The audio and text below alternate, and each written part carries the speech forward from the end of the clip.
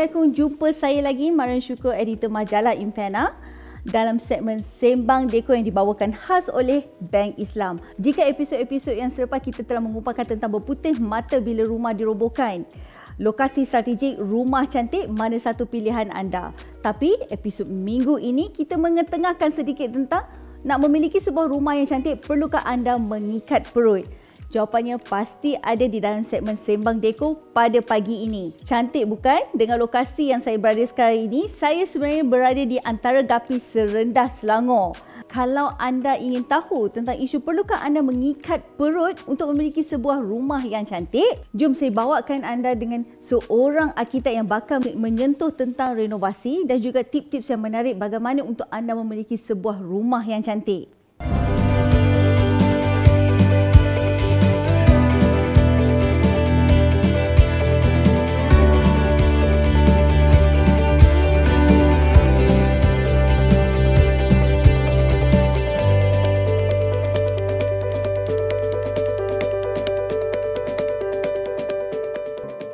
Assalamualaikum, selamat pagi.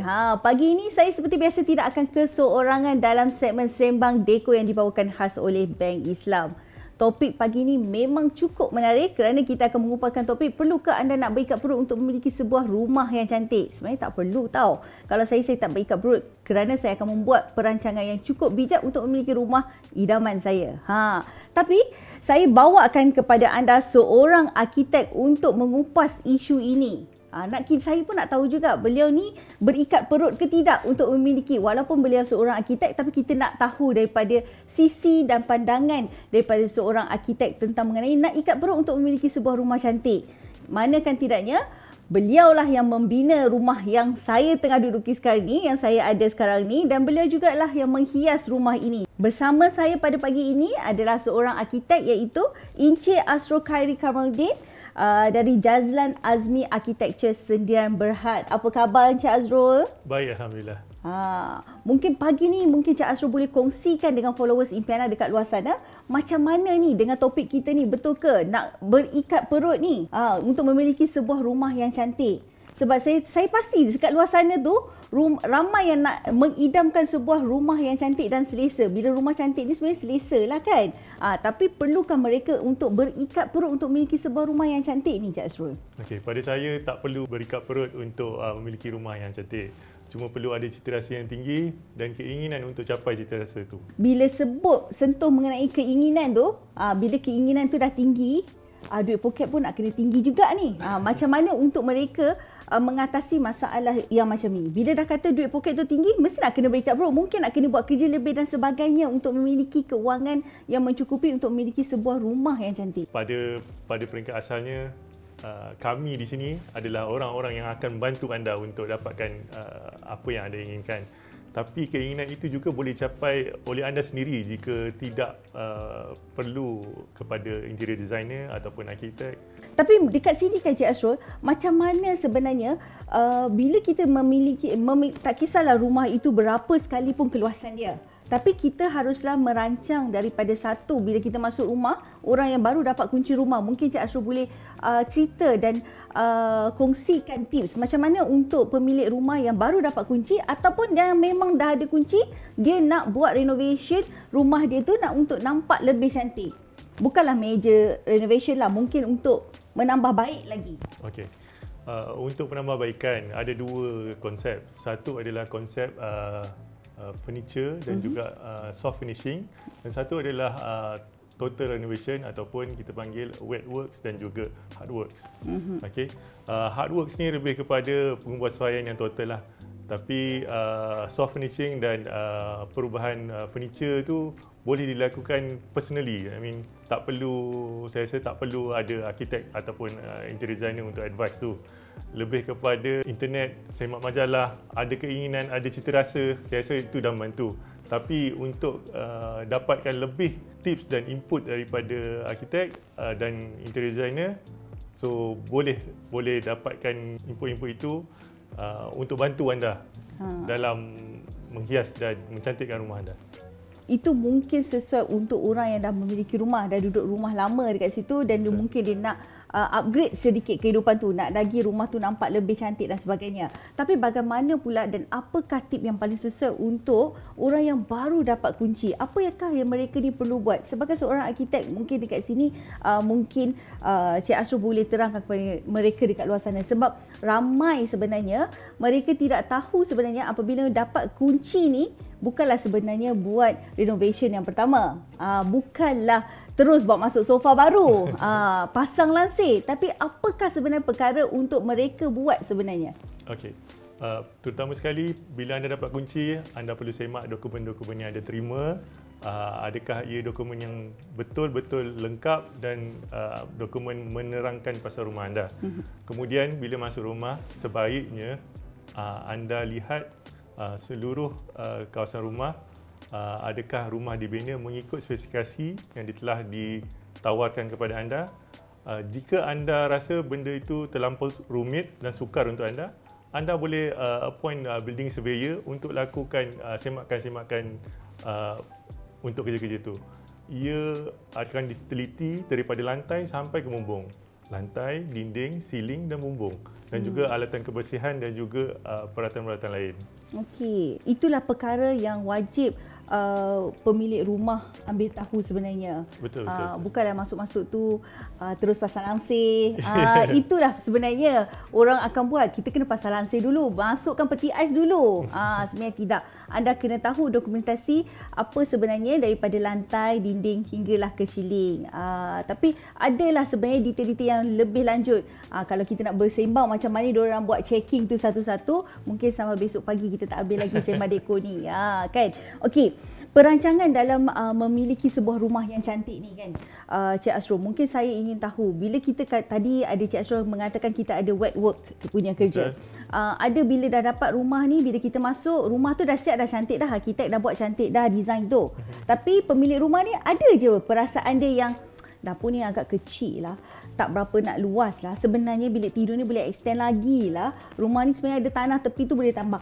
Macam mana sebenarnya? Apakah pandangan sebagai seorang arkitek apabila dah design rumah tu cantik-cantik, tapi pemilik rumah tu bila dia dapat kunci, dia nak buat renovasi? Okey. Mula-mula anda kena tahu limitasi anda. Okey. Anda perlu semak dengan pihak berkuasa tempatan untuk tahu apa yang boleh, apa yang tidak. Meaning regulation and guidelines. Jika anda dah tahu, baru anda boleh merancang apa yang boleh ditambah dan apa yang boleh diguna pakai dan guna semula. Perkara-perkara ni boleh anda semak dengan pihak berkuasa tempatan, dan juga jika anda rasa perkara itu terlampau rumit untuk anda boleh appoint arkitek ataupun interior designer untuk semak bagi pihak anda, kerana mereka lebih arif tentang hal-hal renovasi ini. Nampak tak mudah sebenarnya. Tak payah nak pening kepala untuk buat macam tu. Kita cari yang pakar. Kalau anda rasa itu adalah satu kerja yang sulit dan mungkin ada kemusykilan dekat situ. Tapi kan bila kita dah mempunyai rumah, kita dah minta ID, dah buat semua ni, ada sedikit soalan. Ini soalan yang sebenarnya ramai followers akan tanya. Sebenarnya ramai pemilik kat luar sana akan tanya. Takutlah. Apa yang mereka takutkan sebenarnya? Mereka takutkan untuk bertemu dengan seorang arkitek, bertemu dengan ID, untuk membuka mulut dan bertanya, kalau I nak buat design rumah I suka macam ni, macam mana? Sebab katanya bila ID ataupun pakar ni buka je, orang kata dia bagi je pandangan dia, harga dia, mungkin dah terpaksa kena ikat perut. Betul ke tidak tu? Pada saya tidak. Anda harus approach dulu arkitek ataupun interior designer, ceritakan apa keinginan anda, dan mungkin arkitek dan interior designer itu boleh menerangkan kepada anda dengan lebih jelas supaya anda faham apa yang anda perlu buat, dan kemudian baru engagement itu dilakukan. Dan pada saya, kos-kos yang dikenakan adalah kos-kos yang berpatutan dan sesuai dengan kerja-kerja yang dibuat. Maknanya anda boleh buat satu perancangan yang jelas Jumpa dulu, buka dulu, tanya dulu apa yang, suarakan apa kehendak. Betul. Lepas tu nanti idea atau arkitek tu akan kira lah ikut bajet anda. Jadi Betul. tak perlulah nak berikat perut, orang kata. Okey, tapi bila kita mempunyai rumah, orang kata kita tak nak lah kita rasa terikat. Orang kata kita kalau boleh nafsu memiliki rumah ni, nak rumah cantik ni sangat tinggi. Kalau boleh nak satu rumah daripada depan sampai belakang, daripada belakang sampai atas. Kalau ada 14 tingkat, 14 tingkat tu nak cantik dalam masa yang terdekat. Tapi semua itu melibatkan kos yang tinggi sebenarnya. Bagi pendapat Cik Asrul sendiri, bila kita dapat kunci rumah, kita memiliki sebuah rumah, ruang manakah yang patut dahulu pemilik rumah ni orang kata nak mempertimbangkan sama ada you patutnya buat ruang ni dulu jika anda mempunyai bajet sekian. Apakah pandangan seorang arkitek tentang pemilik rumah yang baru dapat kunci rumah, yang mana satu diorang patut buat dulu? Okey. Perancangan adalah mengikut keutamaan. Okey, bagi keluarga yang baru, yang belum ada anak, ruang-ruang utama harus diutamakan. Tapi ini semua bergantung kepada kehendak anda. Kalau anda rasa ruang-ruang utama itu perlu upgrade dahulu, ruang tamu, ruang dining, ruang dapur dan bilik tidur utama adalah menjadi keutamaan. Bagi mereka yang telah berkeluarga dan juga ada anak yang ramai, mungkin kemudian boleh fikirkan untuk bilik 2 dan bilik 3 kan. Orang kata itu pun salah satu perancangan yang betul. Sebenarnya memang ruang tamu tu memang kena cantik awal-awal sebab orang nak datang. Kan, ruang tamu, ruang makan dengan ruang dapur tu yang kat bawah tu memang kena komplit. Tapi kadang-kadang bila nak memiliki sebuah rumah yang cantik ni, kenapa dekat sini kita nak berikat perut kalau kita dah merancang perkara ini dengan lebih awal? Sebab ramai yang kat sini akan tersilap. Banyak duit yang dah dihabiskan sewaktu memiliki untuk sewaktu membeli rumah. Betul tak Cik Asrul? Betul. Kan? Banyak dokumentasi yang mereka terlupa sebenarnya ada fee yang patut mereka bayar. Duit-duit yang disimpan tu orang kata dah lari kepada nak bayar lawyer lah dan sebagainya. Stamping dan sebagainya, benda-benda macam tu. Jadi kalau anda tak nak berlakunya perkara-perkara di situ, anda haruslah mengira dengan lebih detail dan orang kata biar ekstra sikit duit poket tu. Jadi tak perlu berikat perut dekat situ. Tapi setiap dalam orang kata masalah ni ada jalan penyelesaiannya. Betul. Ada saja pihak yang dapat membantu anda untuk menyelesaikan masalah. Kalau nak rumah cantik tak perlulah berikat perut. Okey, macam Cik Asrul sendiri, pastinya saya tahu sudah memiliki sebuah rumah. Macam manakah perancangan sebagai seorang arkitek untuk memiliki sebuah rumah yang cantik yang mungkin boleh kongsikan dengan followers dekat luar sana? Okey. Mulanya saya kena tahu apa yang saya nak. Maknanya cita rasa yang saya nak diterapkan ke dalam rumah tu. Tapi jika saya tak tahu apa cita rasa yang baik, saya akan berhubung dengan kawan-kawan ataupun arkitek ataupun interior designer yang boleh membantu bagi idea apa yang sesuai dan apa yang trend pada waktu sekarang. Okey. Kemudian baru saya semak limitasi saya, apa yang saya boleh buat. Semak dengan pihak berkuasa tempatan, apa yang saya boleh tambah, apa yang saya boleh kurangkan ataupun apa yang saya boleh lebihkan, dan baru saya mula merancang. Kemudian saya determine bajet saya berapa. Lepas tu saya buat pengiraan setiap item dan juga item-item yang boleh ditambah dan boleh diguna semula. So lepas tu dah dapat bajet yang sesuai, dah dapat cita rasa yang sesuai, dah ada limitasi yang perlu saya ikut, baru saya engage kontraktor. Dalam engagement of kontraktor pun saya akan selidiki dulu kontraktor itu telah berdaftar atau tidak dengan CIDB, past projek dia macam mana, adakah dia committed dan juga dapat selesaikan projek-projek dia yang sebelum ini, baru kita buat engagement tu dan kita akan dapat hasil yang baik. Okay. Itulah sebenarnya poin-poin yang sangat orang kata followers kat luar sana yang mungkin pemilik rumah di luar sana terlepas pandang. Kadang-kadang kita kata, oh tak apa, kita ada kawan, kita ada kontak, kita ada kenal arkitek ni, kita kenal ID ni untuk nak buat renovasi. Kita ada orang kata ni kawan atas kawan lah. Tapi kita tak tengok pula dekat situ hasil kerja dan sebagainya sebab kita mempercayai kawan kita. Yang inilah yang akan bakal menjerat diri mereka sendiri. Kita harus selidiki dulu arkitek ataupun interior designer tu, cita rasa dan juga kepakaran mereka di peringkat mana. setengah arkitek ataupun ID ada kepakaran yang tertentu, lebih kepada resort style ataupun commercial style ataupun minimalist style. So kita tengok pas project yang mana bersesuaian dengan kita buat engagement. Dan arkitek dan interior designer ni juga berdaftar dengan lembaga, berdaftar dengan Pertubuhan Arkitek Malaysia.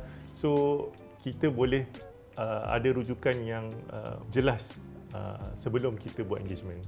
Betul. Saya sebenarnya tertarik dalam apa yang Cik Asrul ada katakan tadi. Apabila Cik Asrul memberi tips kepada followers impian dekat luar sana, kalau dah ada rumah, macam Cik Asrul sendiri melakukan benda tu, tak semestinya kena beli barang baru. Boleh guna balik barangan lama seperti macam sofa. Tak semestinya kalau kita pindah rumah, kita kena beli satu set baru. Betul tak? Cita rasa anda dengan cita rasa orang lain berbeza. Apa yang boleh diguna pakai mengikut kesesuaian harus diguna pakai. Ya. Orang kata kat situ lah jangan melakukan pembaziran. Betul. Tapi kan sebenarnya sebelum kita mengakhiri kan segmen Sembang Deko kita pagi ni, sebenarnya saya dapat banyak, kalau anda dengar betul-betul, anda akan pasti dapat pelbagai jenis tips dekat situ. 1001 tips yang kadang-kadang mungkin anda terlepas pandang. Tapi inilah sebenarnya tips-tips yang sepatutnya anda kena ambil tahu bila anda nak memiliki sebuah rumah cantik tanpa berikat perut. Dekat sini kan sebenarnya saya nak bertanya dengan Cik Asrul sebelum kita mengakhirkan segmen ni. Mungkin Cik Asrul sebelum meninggalkan mereka dekat luar sana tu, bagi sedikit tips, mungkin konsep yang terkini, yang konsep yang mungkin mampu menjimatkan daripada segi renovasi ataupun hiasan dalaman yang mungkin ramai yang tak tahu kat sana. Macam mana cara untuk memiliki rumah cantik tanpa berikat perut ni? Kepada golongan-golongan muda, kita boleh rujuk trend semasa. Trend semasa ni akan bantu anda untuk pemilihan furniture. Kerana banyak furniture yang di luar sana kebiasaannya akan mengikut trend semasa. So pemilihan tu lebih mudah dan item yang kita cari mudah didapati di furniture shop. Penggabungan furniture tak ada masalah. Yang penting cita rasa anda adalah kehendak anda. So tapi arkitek dan juga ID boleh membantu dalam streamline ataupun bagi pengkhususan kepada apa yang sesuai dan apa yang tak sesuai. Selagi perabot tu boleh diguna pakaikan dalam pelbagai jenis, mungkin contoh macam stool. Kan kita kata macam stool tu kita nampak mungkin untuk duduk. Sebenarnya stool tu pun boleh dijadikan meja. Dah tak perlu untuk beli meja kopi lagi. Untuk orang kata kadang-kadang bila kita letak sangat banyak-banyak barang dekat dalam satu tempat tu mungkin jadi cluttered. Dia nampak lebih sesak lah. Ada dua function untuk satu-satu benda ataupun functionality satu benda tu bergantung kepada penggunaan je. Penggunaan dia, betul. Dan keselesaan pengguna tu sendiri. Macam tadi Cik Asrul ada katakan kat situlah, orang kata cita rasa tu adalah pemilik rumah tu sendiri. Dia tak sama dengan jiran sebelah anda. Kan itu yang paling penting. Terima kasih Cik Asrul kerana dapat meluangkan masa Cik Asrul pada pagi ini untuk kongsikan tips dengan followers Impiana kat luar sana. Sama-sama. Nak rumah cantik, tonton Impiana. Selepas ini, saya akan bawakan anda bersama dengan Bank Islam untuk membincangkan tentang topik macam mana mereka dapat membantu, Bank Islam dapat membantu anda dalam menyelesaikan masalah memiliki sebuah rumah yang cantik tanpa berikat perut. Pernah tak anda buat kesilapan dalam merancang kewangan? Saya pun sama.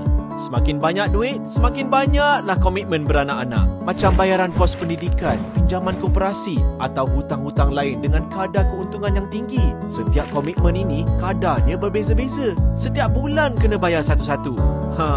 Leceh tak? Jangan risau. Gabungkan semuanya dalam pelan pembiayaan peribadi Bank Islam. Melalui pelan ini, anda boleh satukan semua komitmen tadi pada kadar kompetitif. Kadar yang dikenakan pun jadi satu dan nak buat pembayaran pun senang. Pastinya lebih jimat, lebih mudah. Dengan pembiayaan peribadi Bank Islam, anda boleh mohon amaun pembiayaan sehingga RM300,000 dan tempoh pembiayaan sehingga 10 tahun. Pandai-pandailah rancang ikut bajet sendiri. Yang menariknya, ada pilihan pelindungan takaful atas bagi pembiayaan dan anda tak perlukan garantor. Bukan itu saja, anda juga boleh sertai macam-macam kempen yang diadakan untuk pelanggan Bank Islam. Wah, banyaknya hadiah. Jadi, rancanglah kewangan anda dengan bijak bermula hari ini. Ingat, apabila gagal merancang, kita merancang untuk gagal. Nak tahu lebih lagi, layari easyaccess.bankislam.com.my dan masukkan maklumat. Pegawai Bank Islam akan hubungi anda semula. Atau imbas kod QR ini dan layari bankislam.com.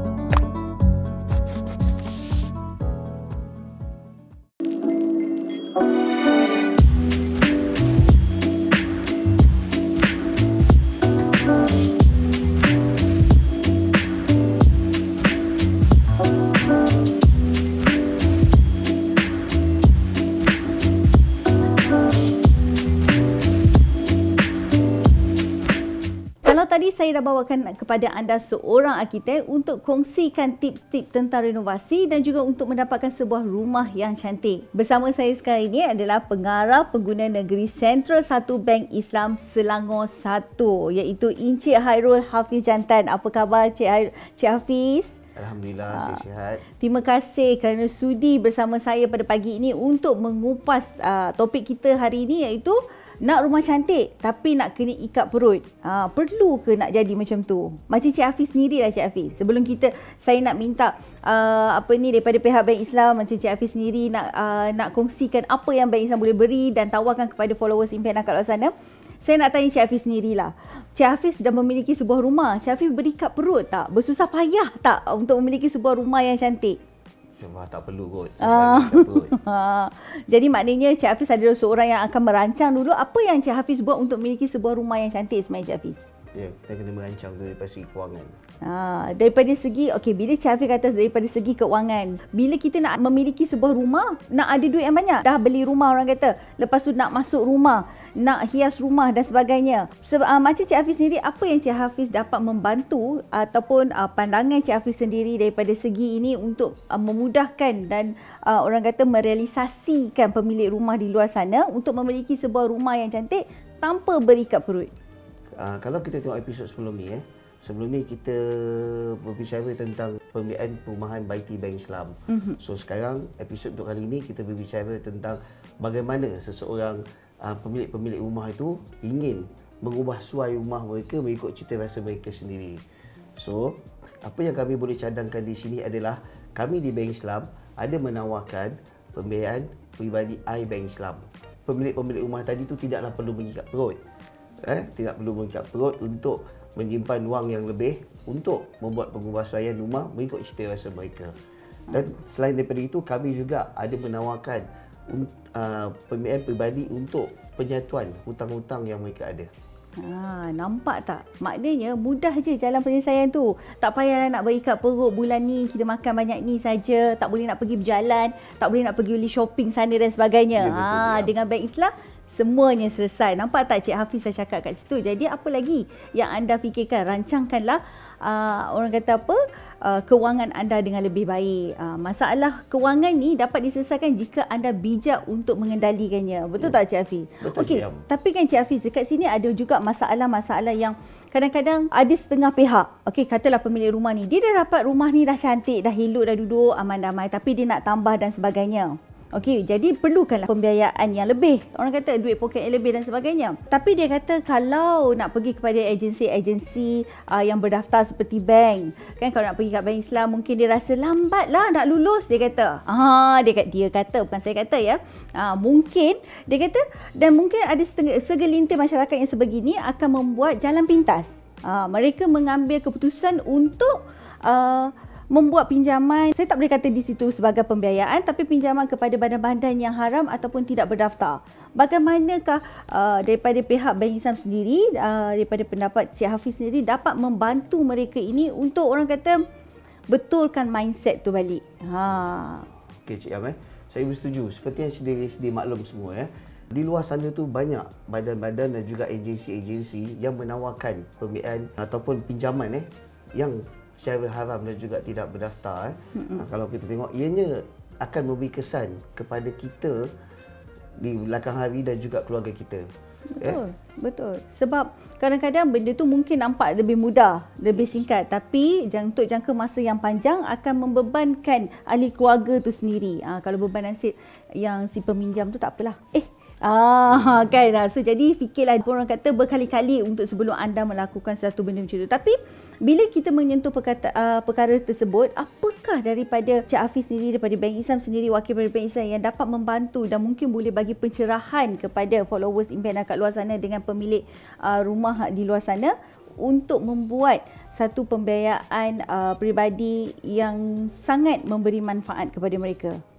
Okey Cik Yam dan juga para penonton sekalian Bank Islam adalah sebuah bank yang ada menawarkan pembiayaan peribadi Bank Islam, di mana kami menawarkan pembiayaan kepada mereka yang ingin membuat pengubahan rumah dan juga mereka boleh menguruskan kewangan mereka dengan penyatuan hutang-hutang yang ada seperti saya maklum sebentar tadi.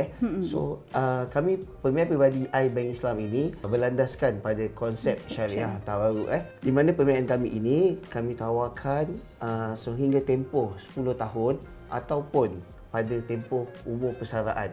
Yang mana Cik Yam yang mana yang paling awal? Yang mana yang paling awal selain itu pembiayaan kami ini kami menawarkan pembiayaan peribadi Bank Islam ni seminima RM10,000 sehingga kepada maksima RM300,000, di mana kadar keuntungan bank yang ditawarkan adalah kompetitif dan juga semestinya kami tiada cas-cas yang terselindung, Cik Yam. Yang itulah yang kita nak dengar sebenarnya. Tak ada hidden cost. Tak ada orang kata dah buat pinjaman lepas tu dan ada dan sebagainya lah. Okey Cik Hafiz, tadi Cik Hafiz ada sentuhkan sikit tentang penyatuan hutang.